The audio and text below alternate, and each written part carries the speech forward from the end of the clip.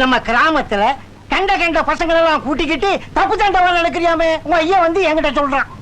ஏய், இந்த வயசுல இந்த மாதிரி பண்ணினா ஐயா வயசுல என்னடா பண்ணுவ? 5ல வளையறதாண்டா 50ல வளையும். சொல்லு. வாழ்ந்தா ஐயா மாதிரி வாழணும்டா. ஒரு பய விரல் நீட்டி ஒன்று சொல்ல முடியுமா?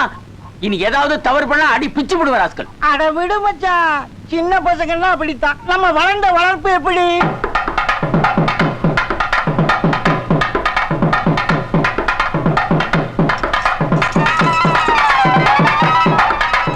என்ன மாமா வந்திருக்காங்களே, என்ன விசேஷம்? வேற ஒண்ணும் இல்ல, நேத்திக்கு கொடுத்தீங்க குழம்பு ரொம்ப நல்லா இருந்துச்சான்.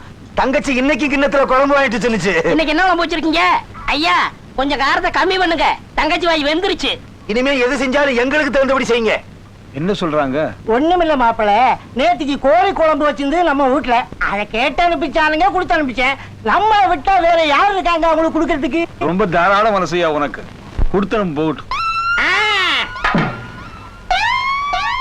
இத கொஞ்சம் கையில பிடிங்க. ஆமா, இவங்க எங்க புறப்பட்டு போயிட்டு இருக்காங்க? பக்கத்து வீட்டுல கோழி குழம்பு வச்சிருப்பாங்க.